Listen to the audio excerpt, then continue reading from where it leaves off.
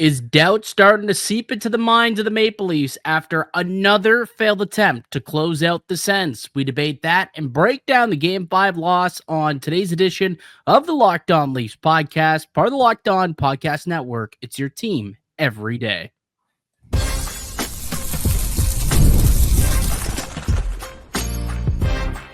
You're Locked On Maple Leafs, your daily podcast on the Toronto Maple Leafs.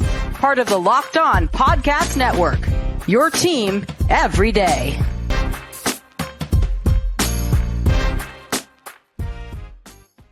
Hello and welcome to the Locked On Leafs podcast, a daily Maple Leaf-centric podcast hosted by myself, Mike DiStefano, and my co-host, Dave Morassutti. Today's episode is brought to you by FanDuel. Right now, new FanDuel customers can get $250 in bonus bets if your first $5 bet wins. The Maple Leafs fall to the Ottawa Senators on home ice, their first loss at Scotiabank Arena this season, this postseason that is, 4-0. The Maple Leafs did not find the back of the net, and this one is going to 6, Dave. What the hell was that?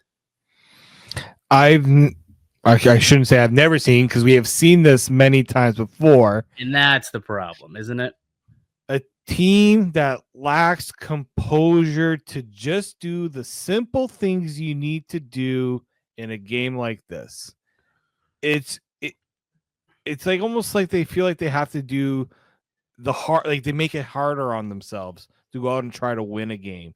Like, you look at the things that happened in this game and you felt sick to your stomach, because you know it's almost like the reason why everyone's kind of losing their minds right now.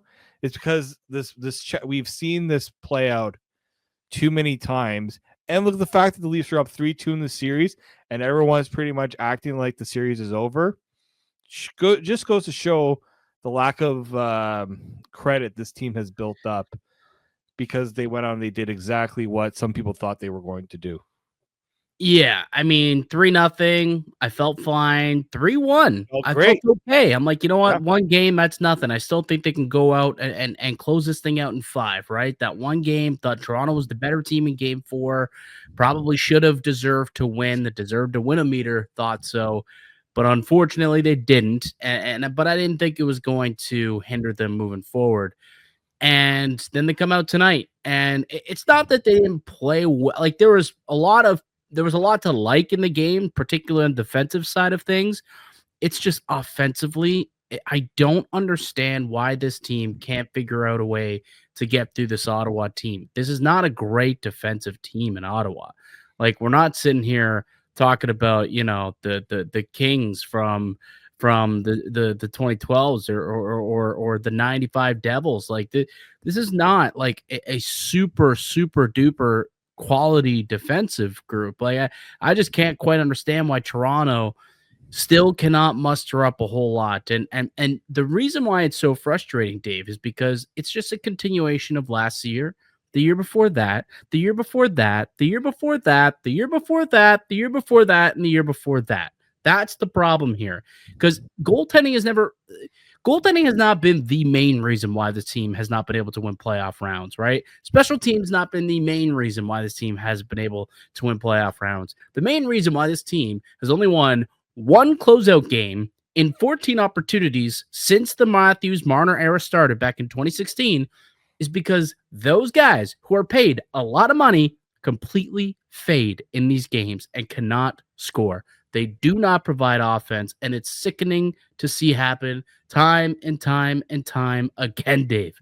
They got shut out on home ice in a playoff game where they had a chance to exercise those demons and put away the Ottawa Senators and then get a couple days rest before they have to get ready to play a round 2. Instead, they come out and lay an absolute stinker. I don't know what the hell went on with Matthews and Nylander. Those two, to me, were so pedestrian today. It was so unfortunate to watch in a game that meant so much. We said pregame, I want to see more from those two. I thought they had worse games than the performances that they had in game 4. Like, all of them took a step back tonight when you wanted them to take a step forward. And that's what's so frustrating. It's just the same story over and over and over again, the same script where this team consistently when they need the goals and they need the offense, can't seem to get it. Now, there's a lot of unluckiness to tonight. They hit a lot of posts. Like, there was a lot of unluckiness, I'll say that. But they were getting very lucky early in the series, and you knew it was going to eventually teeter out and even out. And we're seeing it happen now here in this game is kind of where we saw it happen. And now there's doubt in the mind of the Maple Leafs. There's got to be those whispers from those demons. Man, they got to be much louder going into game 6 than they were going into game 5. And that's where you really, really aren't sure how things are going to go going into that game. If they lose there, you do not like a game 7 Leafs Sens battle bond. You don't want that. No. Maple Leafs can't afford that. We said the same thing in 2023 when they played the Lightning, right? They lost game 5. Did the same thing when they were up 3-2 on Montreal. Can't lose game 6. You lose game 6, it's going to be Habs in 7. It's exactly what happened after being up 3-1. Again, everyone likes to think it's, what is wrong? Why can't they get it done? And we've come on this pod. Again, I honestly, we didn't need to record tonight. We could have just taken a pod from how many years ago, from the past how many years, and just copy and pasted it in, and it would have been the same message. Because guess what it is?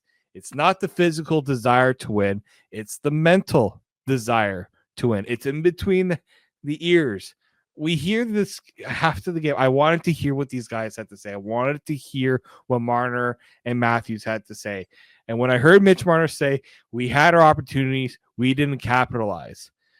You know what? You would have had better opportunities if you actually played with a little more purpose, right? If you didn't just take the easy opportunities that were available for you. The Leafs tried to do this the easy way. The Senators said, no, we're going to do it the hard way.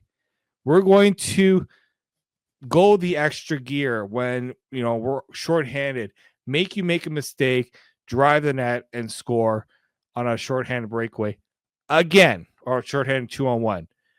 We're going to get traffic. We're going to win the faceoff in the offensive zone. We're going to get traffic in front of your goalie, and we're going to get a shot through. I don't think the Leafs got – I couldn't, maybe a couple of chances from the point that actually got through.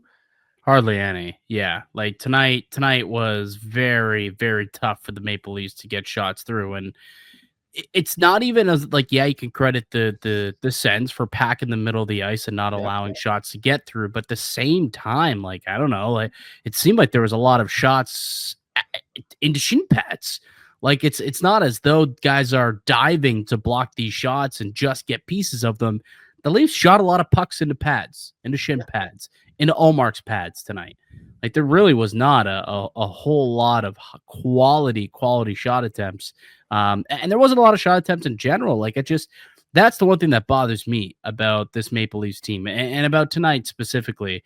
I watched this game and I'm watching guys like Matthews and Marner and Nylander, and I just want them to be way more direct. Take the puck to the net, shoot the puck on net. The amount of times Nylander is trying to stick handle outside of the hash marks to try and get a better opportunity or try and, get some more space. It's dude, this is the playoffs. That space isn't there.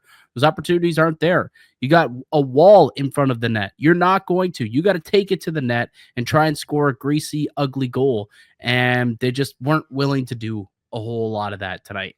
And that's why they scored a grand total of 0 goals, Dave. Shutout in the playoffs on home ice. Boo Birds were out there. Boo Birds were very, very loud at the end of the game. Deserved, I think, though. Yes. Deserved. Stop it with the crowd needs to get the team into the game. Because when the team doesn't put forth the energy, the crowd gets tense when, you know what? Oh, they're not looking so hot right now. Now, yes, you would like to see the fans try to pick up the team. I get all that. But this team was not deserving of it. I don't know. If you are looking for the crowd to inspire your play, well, I don't hear. And now I'm not saying the Leafs were asking for that because the players didn't mention any of that after the game. But when I'm seeing people comment on the Scotiabank library, it's what are they cheering for? They're cheering for guys who are, not crashing the net, not giveaway? getting the rebounds, not winning puck battle. You know who won the most puck battles tonight? Just The based fourth off line. the fourth line. Yeah. That's when that Leafs crowd was loudest. Was when the fourth line was on the ice. Honestly, that and the old adage goes, if your fourth line's your best line in hockey, you don't have a chance in hell in winning the game. Yeah. Right? You just don't. That's not a good thing. Not a good thing for a fourth line to stick out and be the best on the ice, because that means that no one else is making plays, and those guys aren't going to score on their opportunities. And they didn't, right? Scott Lawton had a couple chances. Yarncroc had a couple chances. Steven Lorentz, oh my God, he beat the goalie. And I don't know what the hell happened. Couldn't get the shot off, though. We'll bring that up in the good, bad, and the ugly, because I got a lot of things to say about that. But, best chance of the game. Best chance of the game. And he couldn't put it in the back of the net. And it's just, you're not expecting that, though. But you do from the big boys. And for them to go out and really not generate a whole lot is just so deflating again, for them to come out there and not be able to, to do a whole lot of anything. Like that top line, Matthews, Marner, and Nyes, they had 9 minutes of 5-on-5 play tonight. And in those 9 minutes together, they mustered up 3 scoring chances. None of them. Sorry, 4 scoring chances tonight for that line. That's it. 4 scoring chances for Nyes, Matthews, and Marner. Got to be better. You want to know what Domi or Nylander, Tavares, and Holmberg? Again, a team did not generate a whole lot of scoring chances. Just 4 scoring chances. Just 2 high danger chances. You need more than that in the playoffs. You do. You simply do. You got to go to the net. You got to muck it up. Can't play perimeter hockey, and that's what we saw too much from the Stars tonight. Signs maybe Tavares, who I liked Tavares' game, but he's just Mr. Consistent. But those other 3, specifically Marner or Matthews and Nylander, they're very, very perimeter, and I did not like their game at all, and it was very concerning to see. But we'll get into that and more next here on the Locked On Leafs podcast. The NHL playoffs are almost here, and FanDuel is giving new customers an incredible way to get in on the action. Right now, when you join FanDuel and place your first $5 bet, you'll get $250 in bonus bets if your bet wins. I love how FanDuel makes betting so easy, whether it's picking your favorite team or diving into player props. From goal scorers to shot props, FanDuel has so many ways to bet on your favorite player props. Plus, after the game starts, you can even combine live prop bets into a same-game parlay for a chance to win big. Don't miss out. Head to FanDuel.com and claim your $250 in bonus bets today. The Locked On Leafs podcast continues. Mike DiStefano, Dave Morassutti with you, as we are each and every weekday, Monday through Friday. Free and available wherever you get your podcasts, and also up on YouTube. We are reacting to the Maple Leafs 4-0 loss to the Ottawa Senators in Game 5. Another closeout opportunity for the Maple Leafs, and another failed opportunity, that is. They're now 1 for 13 in closeout games since the Marner, Matthews, Nylander era began back in 2016. 1 and 13. A chance to advance, and only one time they were able to get the job done. It's really, really something, Dave. It is something. It's all, a lot of it's a mentality. When you have those closeout games, you look at why this team hasn't been able to get the job done. You look at the player stats in those elimination games, and it paints the picture pretty easily. And I hate going with the if they don't get this done, but if this is where we're going, and if it's the same script, I would love to see the people who have decided that this should continue be the ones to try to defend it, because it's getting to the point where it's hard to defend.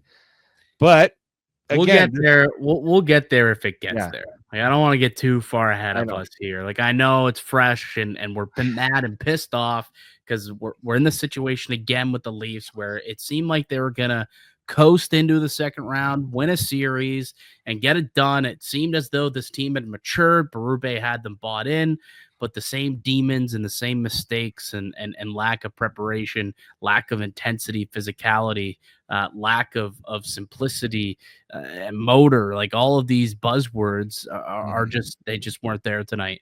And lack of goals ultimately, because last I checked, Dave, it's quite literally impossible to win a hockey game when you don't put the puck in the back of the net once. And that's what the Maple Leafs did tonight. Did not score a single goal, shut out in the Stanley Cup playoffs on home ice with a chance to advance. Not good. Now they got to go back into Ottawa's building. They've got all the momentum. They feel great. They must feel fantastic. The Senators do. And Toronto's got to figure out a way to rip that momentum back and put together a hell of a first period in game 6. You got to score a couple of goals probably to put that doubt back into Ottawa, because right now they're rolling and they feel great about where they're at. Okay, let's get to the good, the bad, the ugly from tonight's game. We spent the first 10-15 minutes of the podcast ripping into the team, but there was some good tonight. I will say that defensively, I thought that they were real solid at 5-on-5. I did think that they were pretty good. I mean, they only gave up 20 shots tonight. Like, there really was not a whole lot that they were able to get on this team. So when you can limit the opposition to 19 shots on goal, that's usually pretty good. And even, at 5-on-5, if you look at, the individual or you look at the expected goals at 5-on-5, the Maple Leafs won that battle, right? They won that battle. 57% of the expected goals to Sens, only 1.21 expected goals. They only generated 5 high danger chances, none of which coming in the third period. So defensively, I thought the Leafs played very well. Morgan Rielly saved a goal. Chris Tanev saved a goal, right? They were extremely good tonight, I thought. But outside of that, there wasn't a lot to love on the other side of the rink. I will say that. But defensively, I thought the team definitely gave Toronto a chance to win it if they could have mustered up a little bit more offense. Well, that's it, right? That any offense. For me, it's like I don't even want to even bring the numbers into this. It was, you had two opportunities where the Senators, even though they weren't putting a lot of pucks on net, they had open looks, and there was the blue line right there to stop them, right? Morgan Rielly makes that first play, and I'm like, usually that's going in the net, and it's one of those backbreaker where the Leafs are out-chancing the other team. The other team gets one lucky bounce, and it goes in the net. I like Rielly's game tonight. I thought Rielly really battled in front of the net. Rielly is someone I thought elevated tonight. I will give him credit there. I thought Chris Tanev, to me, Chris Tanev was the guy I always Tanev. But like that play on Batherson, that is a strong, physical. I'm out muscling you for that chance. Yeah. You are not scoring on this because I'm stronger than you. Yeah, right. I'm holding your stick here, and it's going absolutely nowhere, and we're gonna get this puck out of danger. Yeah, that's what he did.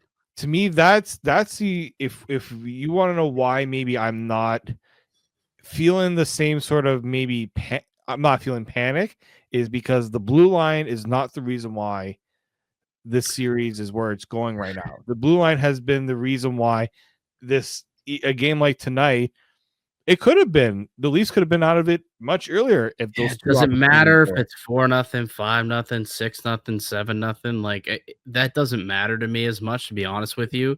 When you score 0 goals, it doesn't matter how good the blue line is. It really doesn't. At the end of the day, whether they were in it till the end, they still didn't score. Yeah. So it did not matter ultimately. And that's probably like a good that turned into a bad, where you lose a game because you didn't give up much. Wasted performance by the blue line. Yeah. It's probably a good way to put it. Yeah, a wasted performance by the blue line, I would say.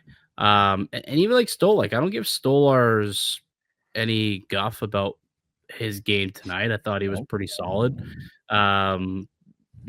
Couple bad mistakes by his team led to the goals. Like, ultimately, the shorthanded goal, and What happened on the first goal? Why am I blanking on the first goal? Oh, just couldn't see like that. Yeah, it like actually went off Stolar's shoulder and like barely hit like just under the bar. It looked like it had the potential to just bounce off the shoulder and go out. It didn't do that. Could have, yeah. And tonight's a night where look, there's no, I guess if you want to look at it, a glass half full, the Sens got all the bounces tonight. That was one of them, right? Matthews hitting the post again. That was another one that they had. Tavares hitting the post late in the third period when they were pushing with the net empty. The Lorentz goal or the Lorentz opportunity, like there was a lot of bounces that did not go Toronto's way tonight, both defensively and offensively, and it led to kind of what ended up being the final result 4-0. Toronto should have scored a goal, right? Expected goals.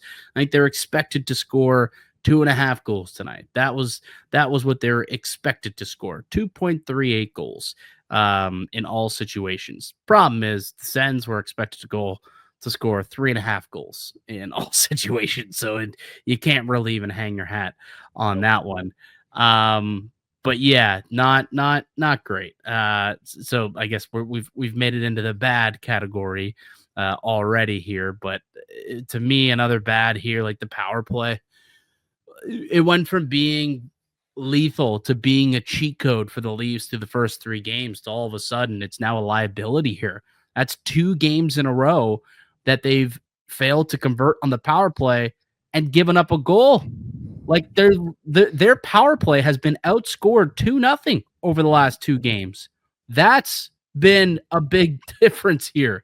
You could say that's the difference maker in this series in Ottawa getting back into this thing.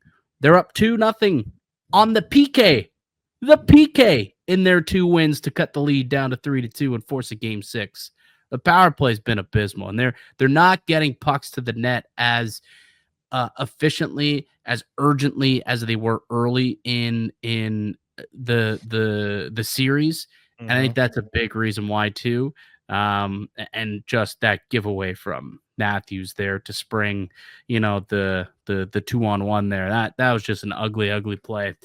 And again, the power play giving up a goal. It's a backbreaker, absolute backbreaker. It was 1-0 at that point. You give up that goal, and it kind of felt like that was the game. Very deflating moment for the Maple Leafs when that happened. The Leafs power play in series clinching games. 1 power play goal scored, 2 shorthanded goals allowed. Your power play has been outscored in series clinching games since 2018. How? Oh, by the way, it's also 0 for 30 in potential series clinching games. Well, how's that possible? Zero. How is it possible? Because you have Austin Matthews passing up. No. Hold on. Literally, if they've scored once, how's it possible that's 0 for 30? Actually, that's true. That's true. Actually, hold on. Essence, I'm gonna email Essence Stats and ask them how's that possible. But keep going, please. Rip on Matthews. Go ahead. Austin Matthews has an opportunity below the goal line. There's no one really close to him. Mm-hmm. What does Austin Matthews decide to do? Pass the puck to the farthest guy at the point, and then he goes after the game saying, oopsie daisy, I didn't see the guy up high. You know what's even better? If the guy who's supposed to be the shooter on this team doesn't pass the puck to the guy who's not going to shoot. That's my point. That's the point that I'm trying. Like they haven't been direct. That's what Craig Berube must be so angry watching this team play tonight. Like he always loves simple, direct hockey. Take the puck to the net. Good things happen. And tonight they just absolutely play perimeter. They refuse to take the puck into the net. I don't know if they're allergic or they're afraid of COVID. Like, I don't know what the hell was going on, but that's another example where it's, buddy, just bring it in net, walk out in front and try and get a shot, get a rebound, poke away at things, try and get a garbage goal. You got Tavares and Nyes in front of the net. Just, skate to the front, skate to the side, shoot it. Just do something. Put it toward the net, not toward the point. Because the point is the point of what they need to be doing on the power play. What they want to do is funnel pucks on goal and try and get a tip, a rebound, have it go off a skate, have it go off a leg, have it go off a hip, go off something, and go into the net or going cleanly, obviously. But that's the whole point. You're not going to score if you're passing the puck up to the point. That's not how it works. But what you can do is you can allow the other team to score if you put the puck further to your goal than the opposition's goal. That's exactly what happened, isn't it? And that was really the moment that the Leafs knew that they were going to lose that game at that point. So the power play, something's got to change there. The last couple games, it's been horrendous, and it's been a detriment. They're -2. The power play is -2. It's insane. So yeah, that was it. Could have been the ugly, but it's kind of lumped in. I mean, like Matthews and Nylander were my uglies. I just didn't like their game, and part of it was because their lack of urgency on the power play and their lack of directiveness at trying to get pucks towards the net. Matthew Nye should never be passing up opportunities in front of the net when he's got the puck in front of the net. Mm-hmm. He's one of the he is one of the best players on this team, other than John Tavares, in scoring in tight and getting chances in tight, and he's deciding to pass the puck away. William Nylander, he's skating around trying to get, as you said, he's going so slow that the other guy is like, okay, I'll stay with you, and he shoots it out of shin pad. Really? Yeah. Move the puck. If you're gonna move the puck, move it. I would love for someone to go ahead and go review the game tape, go review the game film, and see how much time Nylander spent outside the hash marks skating around with the puck, as opposed to inside the house, right? Inside and down below the hash marks. I guarantee you at least 85% of the game tonight, at least on the power play for sure, he spent on the perimeter outside the hash marks, just trying to stick handle the puck and I don't know what the hell he was doing, shooting into a shin pad. Like at least 85-90% of the time. You look at the goals he scored earlier in the series, like you look at one of the ones on the power play. Win the face-off. That was another thing they didn't do very well tonight. Win the face-off, pass it to the guy. It was almost pretty much 50-50 for the draws tonight. They Leafs won one more face-off.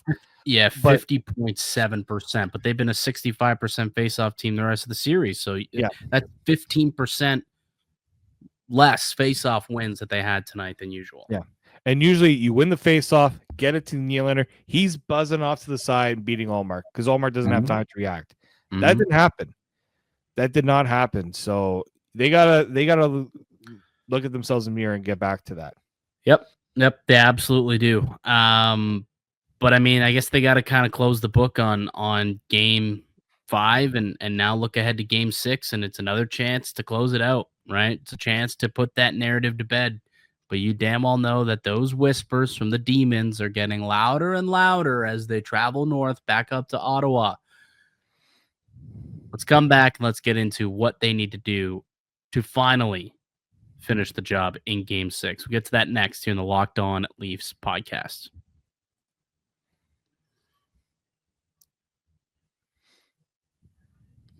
The Locked On Leafs podcast continues. Mike DiStefano, Dave Morassutti with you here. Maple Leafs losing 4-0 in game 5. Sens force game 6 in this series, and it's going back up to Ottawa. I will say this, Dave. We both did say Leafs in 6, right? We both did at the beginning of the series say Leafs in 6. But when you go up 3-0, it feels so much worse to have to win it in 6 games when you had a chance to close it out in 4, in 5, and then again in 6, right? It was almost like you wanted to be wrong. You wanted them to prove you wrong. 6? Nah, we'll do it in 5. Well, we could have done it in 4. I would have taken it being done in 5. No, you guys chose 6. We're going to give it to you in 6. Like, let's hope. Let's hope. I know. Like this again. I brought it up earlier. Like this reminds me a lot of that Tampa series where you were up 3-1. You had a chance to end it at home, get it done, let your fans at home experience winning a playoff series at home. No, we got to now go on the road, right? luckily it's just a travel to Ottawa. We got travel on the road. You're gonna have to deal with that. That crowd at Ottawa is gonna be unbelievable because they're flying high right now. Like, I'm disgusted looking at the messages I am seeing on X and also in the Discord. The Discord, I don't know. We're gonna have to pay for a therapist to go on the Discord right now because it's not good right now. It's not good at all. It's not good at all. We're getting messages from the Locked On Sens boys inviting us up to Ottawa for the game, and it's not happening. It's not happening, boys. It's not happening at all. But yeah, it's not good. Obviously, vibes are really low here in Toronto now after this one, and now you head into Ottawa for Game 6, and now it's must win because you can't be in a situation if you're Toronto where you lose Game 6 and all of a sudden it's a do or die Game 7. Yeah. The Leafs have not won a Game 7 literally in over 20 years. Like, it just that's the biggest demon of all is Game 7 for the Maple Leafs. The one series that they've won since 2004, they did it in 6. So if they want to win this series, I think they got to do it in 6 again. Don't let this thing go to 7. Do not let this get to 7. No, because nothing suggests that this team would be able to handle Game 7. No. And like, if you are going into this Game 6, you already know who on the Senators is going to be leading the charge in that game, because he's the one that told the crowd after Game 4, we're going to be here in Game 6, and that's Brady Tkachuk. Yeah, did you hear it? Did you see what he told the Leafs crowd after tonight? No, we're coming back again.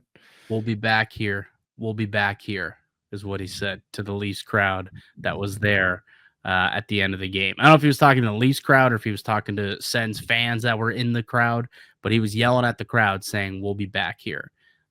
So Brady thinks they're coming back. And keep in mind, Matt Tkachuk did the exact same thing when the Florida Panthers beat the Bruins in Game 5 a couple of years ago on their home ice. He said, we'll be back for Game 7. We'll be back. And they did come back, and they won and went all the way to a Stanley Cup final. So I don't think Ottawa is that type of team of destiny. Don't get me wrong, but Toronto does not need to have that type of stress lingering and hanging over their head going into a Game 7. So yeah, gotta win Game 6. It's now must-win territory at this point. But the big question that I think is going to be looming between now and that game, which is Thursday. Did they decide? Is that going to be the Thursday 7 o'clock puck drop? Yeah, Thursday 7 o'clock. Who's between the pipes, Dave? Is it Anthony Stolarz or is it Joseph Woll? Somebody texted me that after the game. I said, is Joseph Woll going to score for this team? So I understand why you say that, but look at what happened in Edmonton when they made the coaching change, or they made the goaltending change, right? It sparked the guys up front. And I think that's why maybe you do this goaltender change. I think it's not an indictment on Stolarz. Stolarz is not the reason why they've lost 2 games here, not the reason why they lost tonight. And you're not pulling Stolarz from the net. You're sending a message to the guys up front, in front of them. That's why I think you maybe think very long and hard about making the goalie change and getting this guy in net over and giving Stolarz kind of maybe a night off. My only rebuttal on that, Stuart Skinner has been dreadful in the playoffs. You're right. You're right. Like, that was a deserved pull for that. Yeah. And Berube made it a point. He was asked about Joseph Woll and not playing him, and he's just like, I'm just focused on Stolarz playing. That's really where I'm at.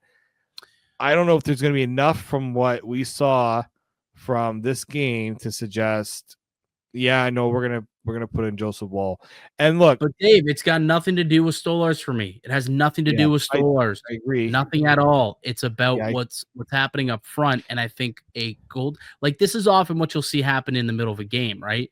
If a goaltender, gives up 3 and the team in front of him is playing awful, and it's like, you're not really mad at the goalie, but you make that change to send a message to your group, and then often you'll see the team responds after that, and they come back and sometimes win the game. Like that there is a shot or there's a message sent when that happens, and almost like you failed the first goalie, Don't do that to the next guy. You better play better for him. And I wonder if that, is applicable in this situation. And again, it's not an indictment on Stolarz. I think he deserves to play game 6, but I'm just not sure if that's what's best at this point.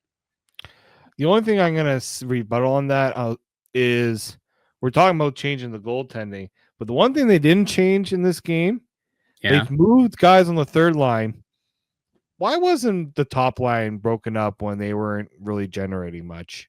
Why was that line deemed untouchable? I understand defensively they've done great things in this series.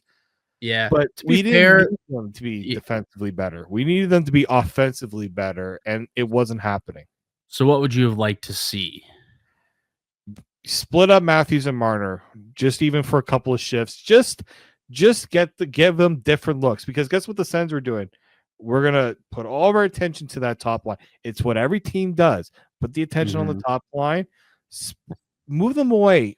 I'm not saying do it for the rest of the game. Couple of shifts. What they try to do, we'll put Willie on that line. It's like he wasn't playing any better. So you're going to put all 3 guys who weren't doing much together to, like, when they were on together, it was worse. I didn't see any reason for that. Like, to me, when those guys aren't going, you gotta try something a little different, even for a couple of shifts. Just they brought up Domi to Tavares and Nylander. Was it better? Max tried, but like, to me, it was just one of those there was an opportunity there just for a couple of shifts to say, guys, wake up, reset. Let's just move it away for a little bit, just to give you a different look, a different feel. And then, like, Yarncroc, when he eventually got up to that second line, did play better.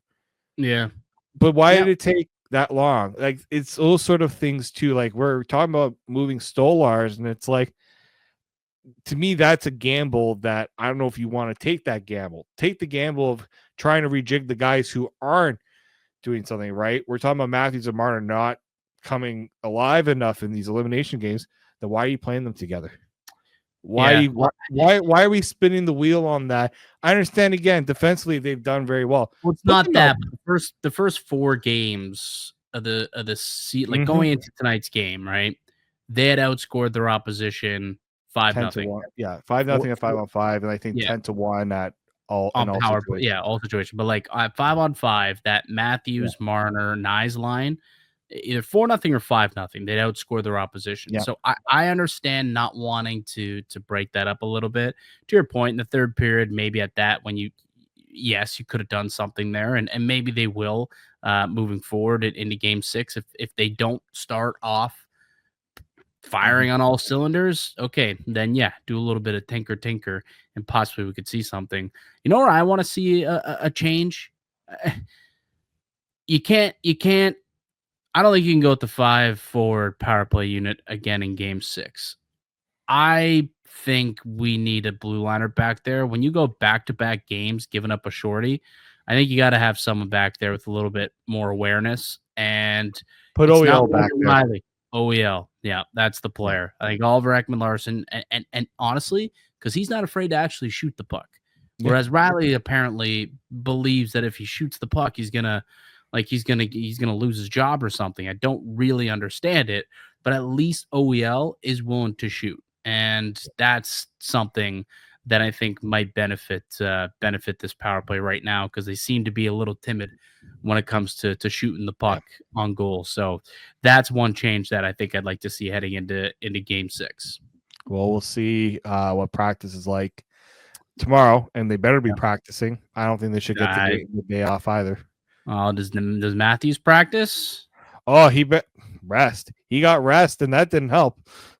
So he's fighting it. I'll say this. To be fair, he's fighting it for sure. And he came out today at the media and said he's battling something, but he's battling through it. Everyone's got something going on at this point in the season, and he has been all year long. It's the reason why he had a career worst season.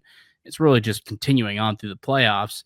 But you're the captain now. Like, you still need to come out and go above and beyond a little bit. You're the highest paid player in the league.